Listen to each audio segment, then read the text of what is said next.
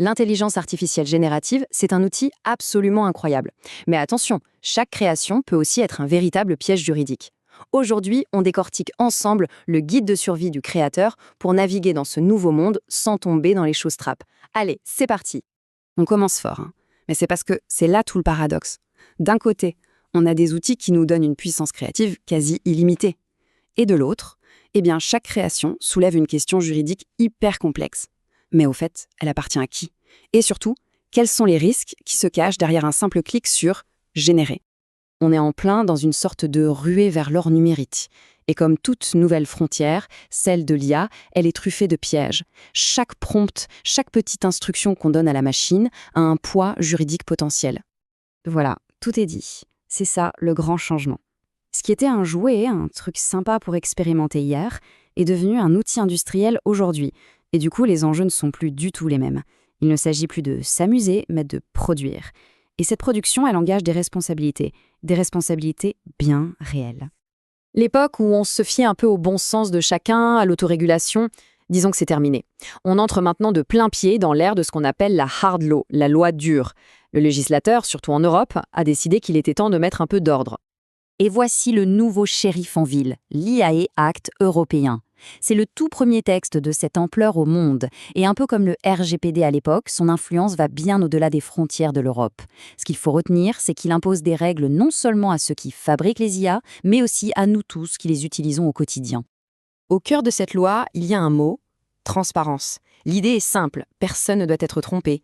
On doit toujours savoir si on parle à un humain ou à un robot, si on regarde une vraie photo ou une image de synthèse. Et pour ça, il y a des obligations très claires. Dire que c'est une IA, marquer techniquement les fichiers et surtout étiqueter très clairement les fameux deepfakes. Mais attention, il y a une petite subtilité pour l'art. Pour une œuvre de fiction, par exemple, les règles peuvent être un peu plus souples pour ne pas casser l'immersion. Par contre, il ne faut pas rêver. Une pub qui utilise un deepfake pour vendre un produit, elle ne pourra pas se cacher derrière l'exception artistique. Il faudra très probablement afficher en toutes lettres « généré par IA ».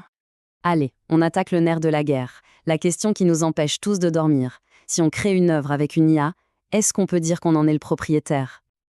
Alors pour l'instant, la réponse des juristes du monde entier est assez unanime. Non, une machine ne peut pas être un auteur. Pourquoi? Parce qu'elle n'a pas de personnalité.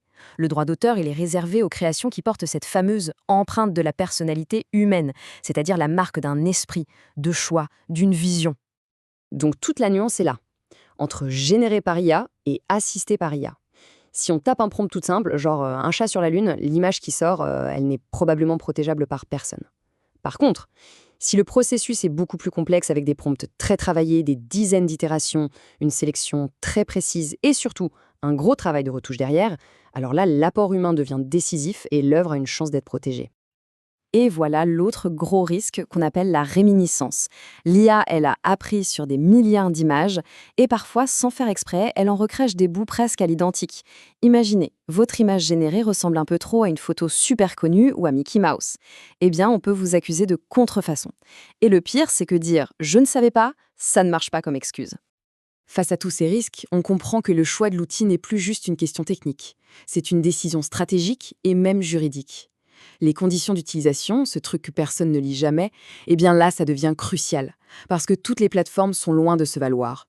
Regardons ça de plus près. Regardez ça, les différences sont énormes. Avec les versions entreprises d'OpenAI et d'Adobe, c'est simple, le client est propriétaire et il a même une sorte d'assurance juridique en cas de problème. Midjourney, à l'inverse, est beaucoup plus sauvage. C'est l'utilisateur qui prend tous les risques et en plus, tout est public par défaut. Pour un usage pro, c'est un point absolument capital à vérifier. Le premier piège à connaître, c'est celui de la version gratuite de ChatGPT. Il faut savoir qu'OpenAI se réserve le droit d'utiliser tout ce qu'on tape pour entraîner ses futurs modèles. Donc, y mettre des infos confidentielles, un secret de fabrication, c'est un peu comme le poster sur un forum public. Les versions payantes pour les entreprises, elles, garantissent la confidentialité. Midjourney, c'est un autre type de piège. Non seulement les images et les prompts sont visibles par tout le monde par défaut, mais en plus, en signant, on leur donne une licence très très large pour réutiliser nos créations. En clair, ils pourraient utiliser une image faite pour un client pour leur propre pub. Pour éviter ça, il faut payer l'option Stealth Mode. Et puis il y a Adobe. Eux, ils ont joué la carte de la sécurité.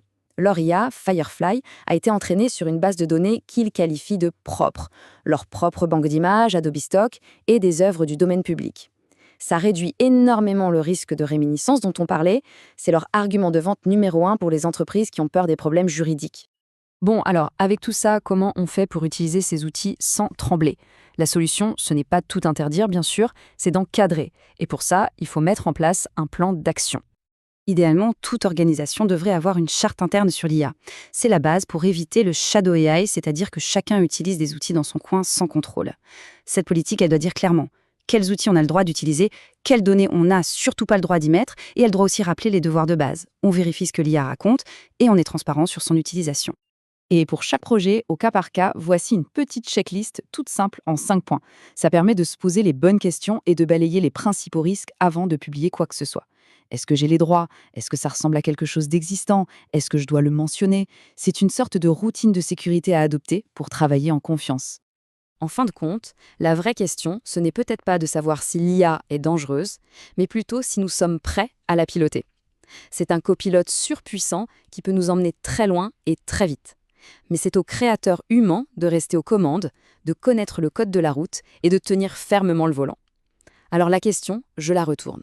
Le pilote est-il prêt?